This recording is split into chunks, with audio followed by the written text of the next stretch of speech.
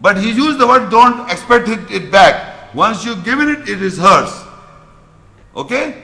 So that is the what we say meher. So for you, if they are good, if these women are good, I doubt about anything, from that gift to the soul psyche, so eat it, wholesome, pleasurable, tasty. If they want to, you said, okay, this is the amount of meher. And everybody, you forgive that man, okay, I forgive you. You know, the men are trying, you know, they are spending hundreds, thousands and billions of rupees or dollars, whatever, on the wife, but they want that this meher should be, you know, forgiven. Or half is or returned. So the clever intelligent one, okay, take it. So Allah says, okay, eat it pleasurably, tastily, because they know I'm getting a lot of more what they are giving, 1 lakh, 2 lakh or whatever amount of money, this gift. Now these 2-3 ayahs very important, and I then finish lecture. This is a very important ayah, this is basically in relation to husband-wife relationship. There are special timings mentioned in the Quran for having sexual relationship, okay? But why I'm reading it? Because I will tell you why. Ya ayyuhalladhina amanu liyasta'dhinkum alladhina malakat aymanukum walladhina lam yablughul huluma minkum thalatha marrat min qabli salati al-fajr wa hina tad'una thiyabakum min adh-dhahira wa min ba'di salati al-isha thalathu awratin lakum laysa alaykum wala alayhim junahum ba'dahunna طوافون عليكم بعضكم على بعض كذلك يبين الله لكم الآيات والله عليم حكيم. O you who believe, those whom your right possesses, and those from you who have not reached puberty, that is sexual maturity, ask permission from you 3 times before Fajr dawn prayer, and in the afternoon when you place or take off your clothes, garments, and after the Isha prayer, night prayer, 3 times of pudendum genital sexual relationship for you. Apart from these timings, there is no offense on you or on them that you move about to one another without taking permission. Likewise, Allah clarifies ayah's signs for you, and Allah is knowing wise. Now, in short, in my own simple words, these are the 3 times of having sexual relation. After the Isha prayers, in the afternoon from Zohar and Ashr, between that is the afternoon. You can take off your clothes, that is to the children, and whoever your right hand possesses should ask permission when they in that premises where you are in the afternoon. This is afternoon. Then after the Isha prayers and before the Fajr prayer, these 3 timings are for this relationship. Okay? Thalathu awratil lakum. Now what happened? Apart from these timings, the children and those who have got your right hand position, if you move out, they don't have to take permission. But especially in these timings, they should knock before they come in your premises, because you may be having this kind of situation. The next ayat that is very important to understand, Surah 24 and ayah 60. Now Allah says, وَالْقَوَائِدُ مِنَ النِّسَاءِ اللَّاتِي لَا يَرْجُونَ نِكَاحًا فَلَيْسَ عَلَيْهِنَّ جُنَاحٌ أَنْ يَضَعْنَ ثِيَابَهُنَّ غَيْرَ مُتَبَرِّجَاتٍ بِزِينَةٍ وَإِنْ يَسْتَعْفِفْنَ خَيْرٌ لَهُنَّ وَاللَّهُ السَّمِيعُ عَلِيمٌ. And the foundations from women are such that men, husbands, do not home marriage, sexual intercourse, so there is no offense on them that they take off their garments at the 3 times of pudendum genital sexual relation, other than though they are decorative women with adornment, and they remain chaste, refraining, that is better for them, and Allah is listening, knowledgeable. Now, generally, people have not translated in a different manner. Yarjuna is an Arabic word which refers to men. And whole translation I have come across, they have translated for women. You see, in the Quran, Allah says, Yarghabuna, the previous year, those who desire to marry the woman, they don't marry. Now here is they hope for nikah. But if they, and فَلَيْسَ عَلَيْهُنَّ, they should take off their clothes. Some people say they took over the gown in the houses. Take off your clothes, Siyabahunna is written here, and in the previous ayat that I read to you is against the Siyabahunna, the same clothes. So that means they are going to remove the clothes in these three timings. Not otherwise. Because the context of that ayat is Surah Nur 24:58. They are the three timings to remove the clothes, but for these people, these women whose foundation are such that the men who here would be husbands do not hope for nikah. And this here nikah would be sexual intercourse. Because I told you nikah contains the meaning of sexual intercourse. In the beginning, they do not hope for having sexual intercourse with these women. So for these women, Allah says the exception is used that other than they are decorative women with adornment. That means they can do, which is otherwise forbidden. Makeup and everything, they know how to put them things right there. Woman knows it. I don't have to tell you in detail how the woman, make herself decorate, except for those men, Allah is permitting for these women to decorate themselves with adornment when men do not hope for nikah, sexual intercourse. Here the word is not, nikah is used with the meaning of that word, not the marriage. They don't have the, I translate the la yajun nikah, they do not hope for marriage, the women take off their clothes. What? What does it mean? And the foundations from the women, why the men do not hope for nikah is the foundation of women are such. What are the foundations of women? I will explain in the Quran, from the Quran, the foundation from the women. I think next page. Same page. I will tell you in the Quran, I am just giving you points. Ali Imran 3:14, it gives us point. Women are the love of sensual desire for women. You have men and women have the sensual desire for women. Now the foundation of women are such that you do not have the sensual desire for women because of her foundation are such. Then second, Allah says, marry the woman who seems good to you. Now she is not more good to you. So in those times what she will do? This is the foundation. And Allah says, because of the foundation are such that the men do not hope for desire for nikah. And nikah means here sexual intercourse. So Allah says, this who seems good to, this is a foundation. Now she is no more good to you. So what she should do? Decorate themselves and with adornment. Then it says, your women are cultivated land for you. So come to your cultivated land, how you will, and advance good deeds for your soul. Now how you will? Because there your cultivated land, the foundation of women are such that you don't require cultivation. And now you want to have relationship. Three timings of that are there. Now here it says, how you will. Now you say, I don't hope for nikah, sexual intercourse. You decorate. Because Allah says on that they can decorate themselves with zinat. For those men who do not hope for sexual relationship, that nikah. Only for those, not otherwise. Remember, this is a very important understanding you should understand. Then what are the foundation? Then in Al-Baqarah 2:20, then come to them from where Allah has ordered you. So now the question is, this is the men's relationship to the wife, and this only can be understood if we translate the nikah, their sexual intercourse.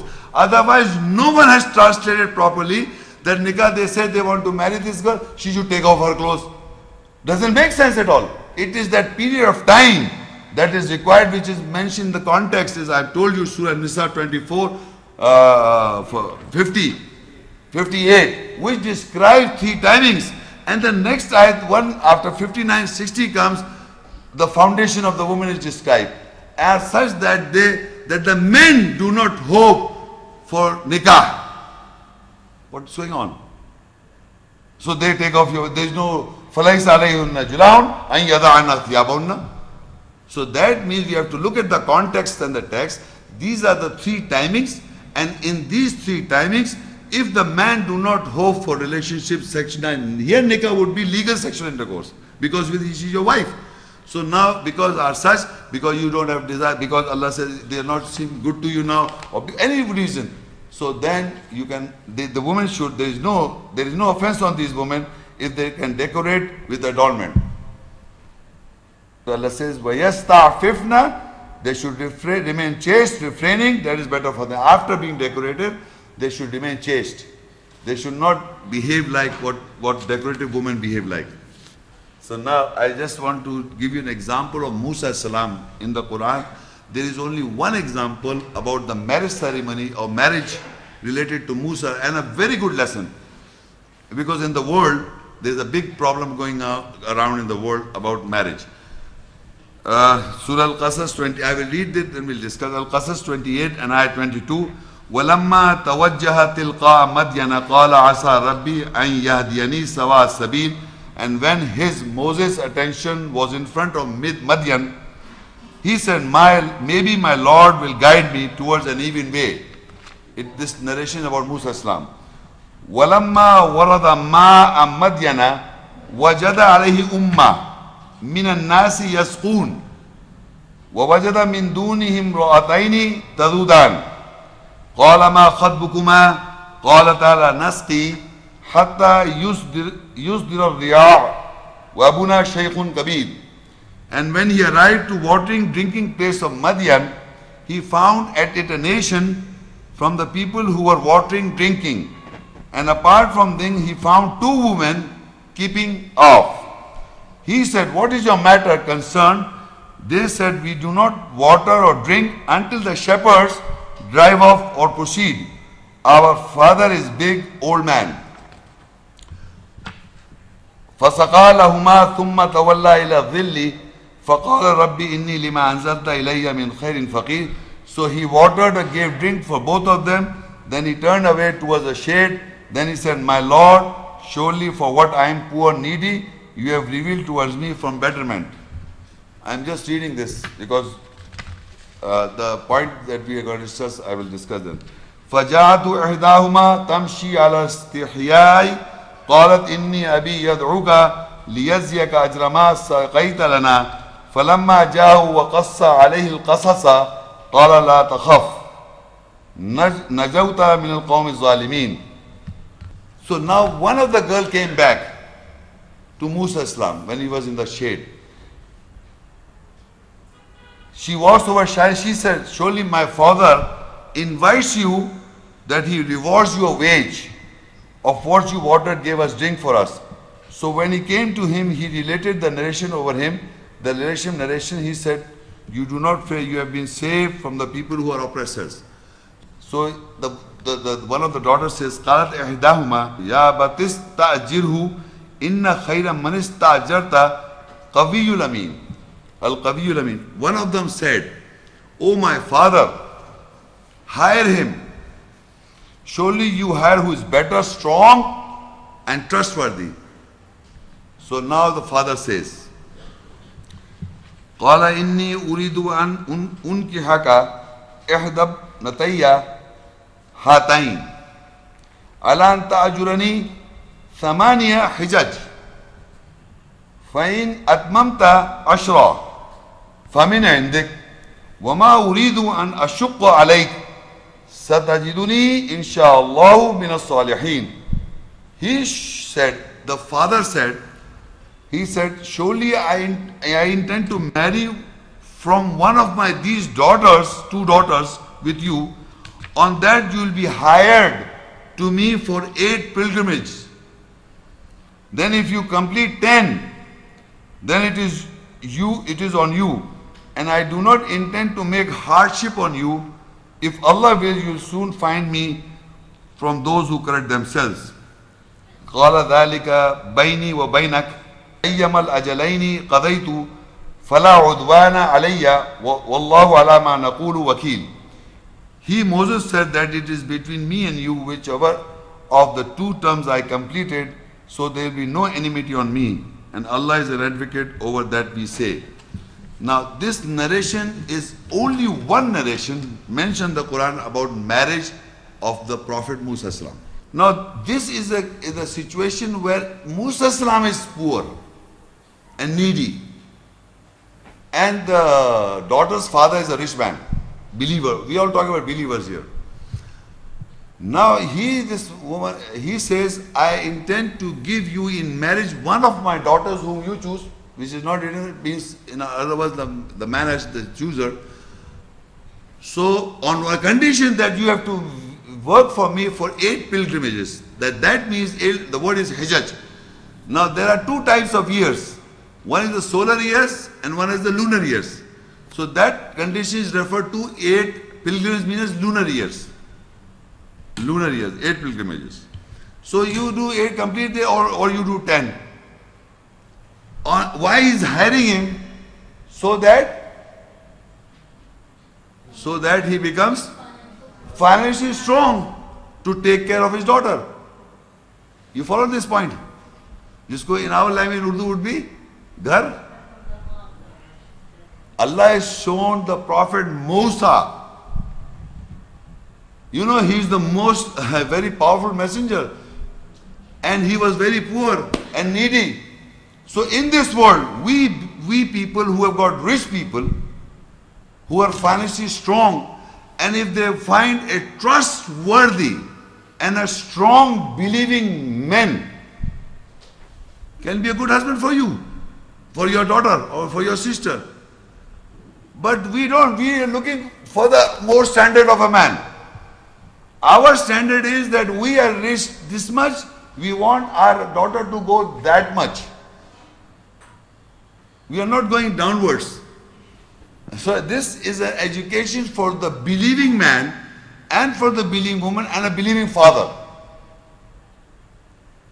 You follow what I am saying? This is that but you must in this condition also you must understand that he did not give the money to the daughter. He hired the man, and so that he do job. And for that work he gave, for 8 years you work for me, that means he will be quite healthy and financially strong, so that he can give the wages to the daughters, he can give the charities and nihla to the daughter, you know, everything he can give. So the husband, the son-in-law is given strong, you know, not like that, but for the work. So this is educating us. There are rich people and the daughters are sitting in their homes. So that means this marriage can take place. That is referring to Gardamad. So this means we can work. So this was the end of my lecture, this verse, educating us in this ayah that we, if we are wealthy enough and if there is a good person, meaning morally conscious, good character, healthy person, working person, you can appoint him, give him job or appoint him in your business, and if your daughter, if you think is good for marriage, you take that. This thing should be practiced basically. It is not being practiced in the, people are looking more standards than their own all the time. If there are any questions, inshallah you can ask questions. Okay, thank you. Jazakallah, Brother Sheikh.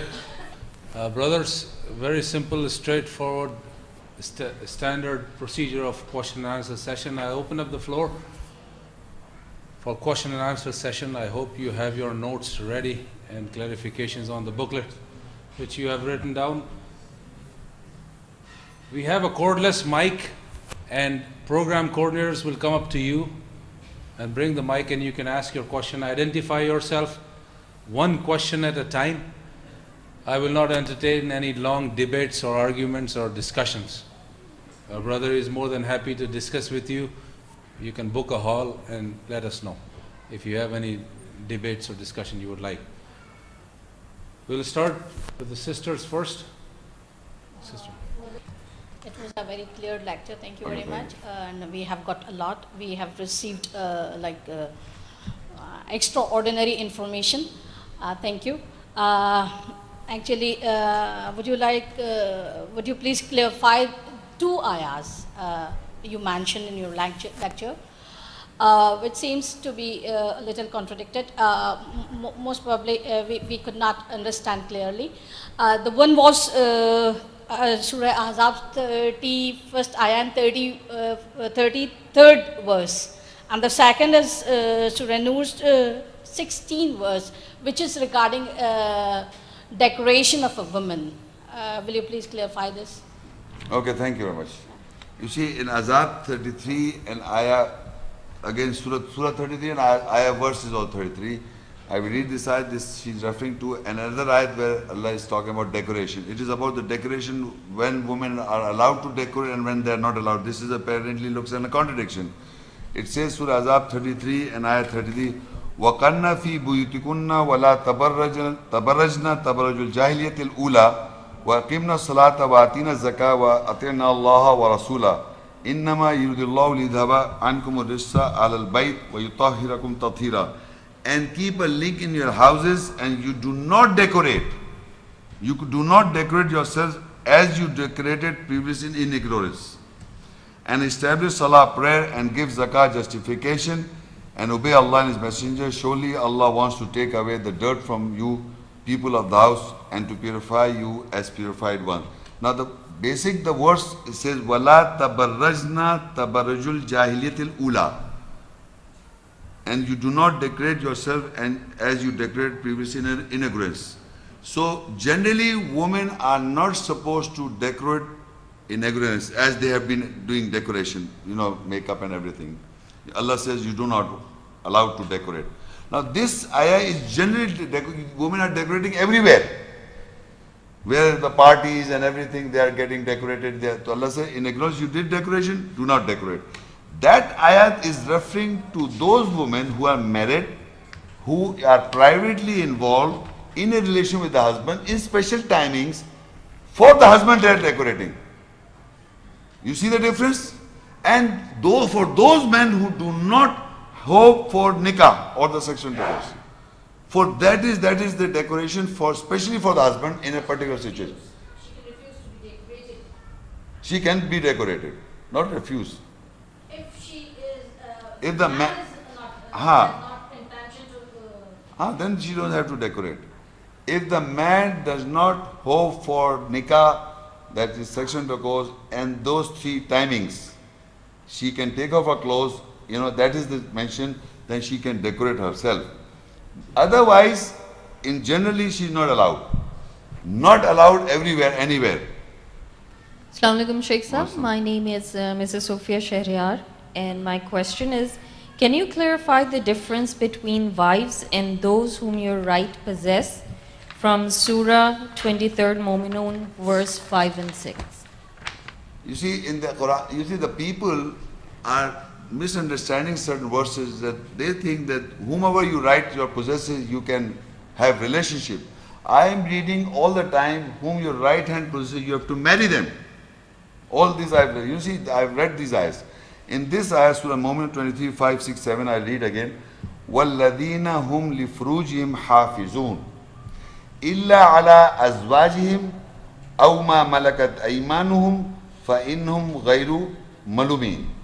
Meaning, and those men who preserve their gaps, private parts, except over their wives or those who are in their right possession, then surely they are other than those who are blamed.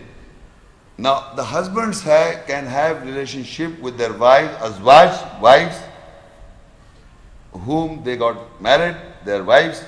They don't have to preserve their private parts. Now here it says, أَوْ مَا مَلَكَتْ أَيْمَانُكُمْ. Now those whom your right possesses, we have already read, they have to marry them and make them muhsin. All the ayahs that I've read, they have to make them muhsin. Among the مَا مَلَكَتْ أَيْمَانُكُمْ, those whom your right possesses, you have to marry them. And there are women, under your possession whom you have not married. So you're not going to have expose them. So people are saying that, look, it's mentioned here, so you can have relationship because you have bought them and you can have relationship with everyone. No. You have to those whom you marry, that you don't have to preserve your private parts. And all these ayat I've read, the word nikah is there. Mohsinin is there. You have to make them Mohsin. You have to marry them. And وَإِنْ خِفْتُمْ أَلَّا تُقْسِطُوا فَانكِحُوا وَاحِدَةً أَوْ مَا مَلَكَتْ أَيْمَانُكُمْ. In 4 Nisa 3, it says you marry 2s and 3s and 4. If you cannot marry, if you are fearful for being equitable, then you marry 1 or whom your right hand possesses. Marry. So if you have married, so they remain, because you have bought them, then what is the difference between azwaj, pairs and normal? These women, you have bought them. You have spent money because they have migrated, you have, in belief, you spend money, so they are like your possession. You are the owner of them. So that is why Allah says they remain that category. And who, normal, I married this, my wife, she's not from that class. So Quran distinguished this class. One is those women whom you have married by buying them. So they remain a second class. But if you marry them, they are your wife, but from that class. That is why there is a difference in them. But if your marriage is important, both of them. Thank you. Assalamu alaikum. Awesome. My question is it necessary to have walima and other ceremonies? If so, then who has to spend? You see, walima ceremony and other marriage ceremonies, every ceremonies, or in any ceremony. Yes. You see, you must understand that is we Muslims, believers, are acting upon the order of Allah that Allah says marry. So once I intend to marry, I am acting on Allah's ayahs for the cause of Allah. I am implementing a law of Allah by marrying. This is also a law that you marry the woman and do whatever, this marriage. So in this context, if I collect people and give them food and in the name of Allah, even if you come to my house, I offer you something, so because this ceremony should be take the responsibility of a man. Even walima is not basically mentioned in the Quran. It's one marriage. You see, you don't have to, in normal circumstances, marriage should take place between one man and wife, and people should gather once. And that should be marriage. And the responsibility should be on the man. But the father has to give also to the daughter, not to you. That is all right. Or if you are marrying from the right hand possession, they don't have to do anything. So any occasion, spending should be done by the husband. Because he is the caretaker, he has taken the responsibility of taking her care all her life. So why not the ceremony also? So ceremony also be done by the husband. Walima, I'm not talking about walima, I'm talking about ceremony. It would be a marriage ceremony or walima. Only one ceremony. But now in the culture it has become, for the father, spends so much of money because of love of the daughter, he makes, and then the husband says, look, we brought it, they want to also do ceremonies. All these ceremonies can be done, no problem, but they should be done in the name of Allah by acting upon the ayat by marrying. They should not forget that. Because Allah says so, that you marry and I'm marrying, and for the cause of Allah, we invite people for the food. So the world know that we are married. Assalamu alaikum, Sheikh Saab. Awesome. Thank you for helping us understand this very important aspect of life. I would like to ask you a question which is pertinent to 2 marriages of Muhammad, peace be upon him, in the history. As we are told that he married Hazrat Khatija when she was of 40 years of age and he was 25. And then he married Hazrat Aisha, who was 9 years of age at that time, and he was 53. So I would like you to clarify these 2 marriages in the light of the Quran.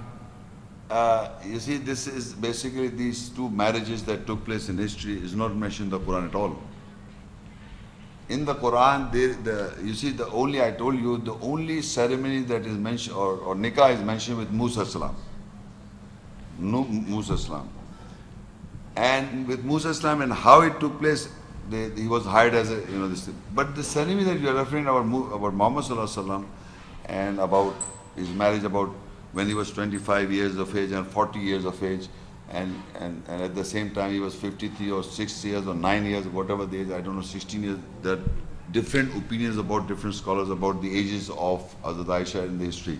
But now, The same, what was the age? I referred the first verse. I referred to the same verse. The light of the Quran we can understand, and we can understand that these marriages were right or wrong, or it was true or false. I mean, was it true or false? This is Surah Nisa 4:6. وَابْتُلْ يَتَامَى حَتَّى إِذَا بَلَغُوا النِّكَاحَ فَإِنْ آنَسْتُم مِّنْهُمْ رُشْدًا فَادْفَعُوا إِلَيْهِمْ أَمْوَالَهُمْ وَلَا تَأْكُلُوهَا إِسْرَافًا وَبِدَارًا أَن يَكْبَرُوا. And touch the orphans. First, let's take this, women. After the age of puberty, maturity, fully grown up, develop in body and mind, until when reach the marriage age, and you are familiar with the sobriety from them, so disperse to pay out their wealth to them, and you do not eat excessively and with hurriedness quickly that they are older grown up. In this ayat we understand the age is after puberty and they are matured. And then you have to test the familiarity. So these puberty ages varies from country to country. But that is not an age of marriage.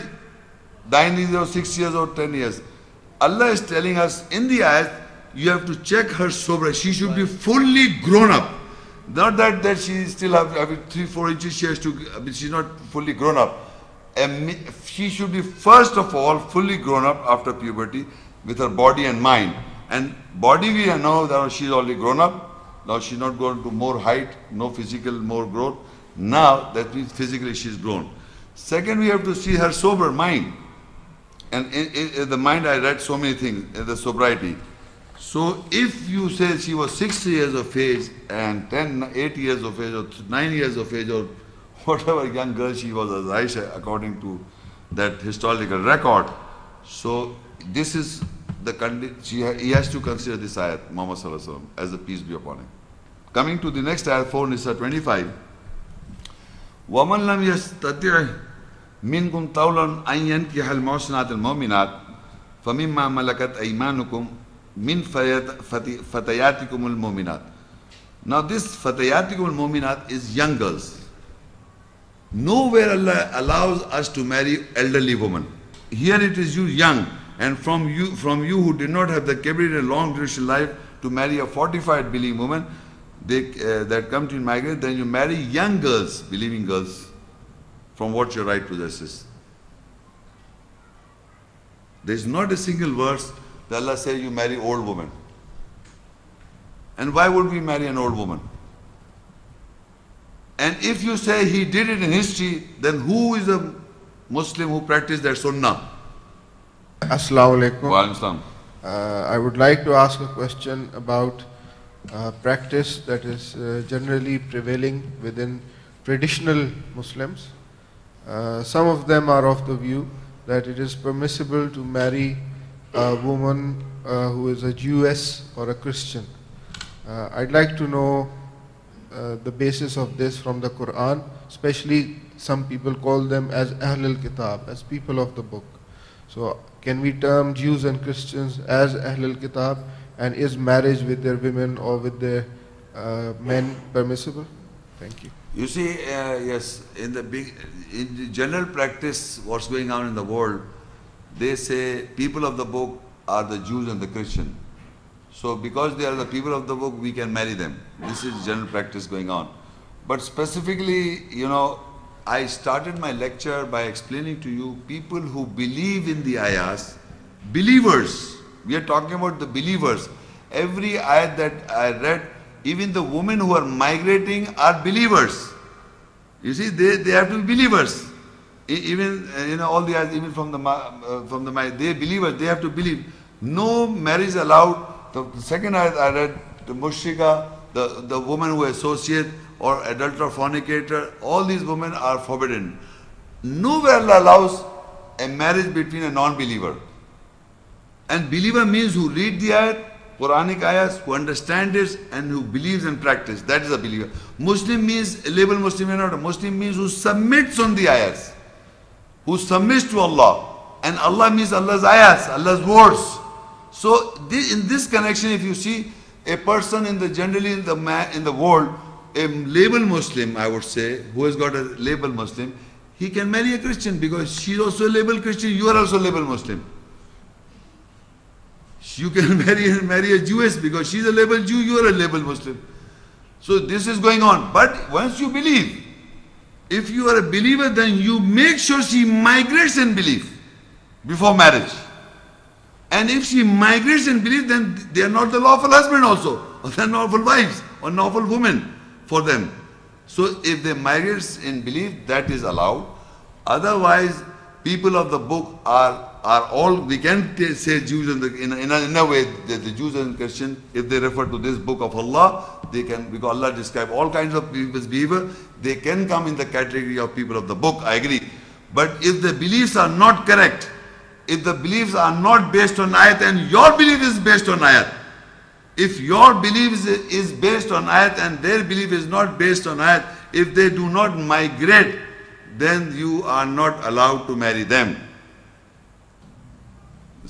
Jazakallah, will end today's session. And thanks to those who have joined us in IIPC Talk. Assalamu alaikum wa rahmatullahi wa barakatuh.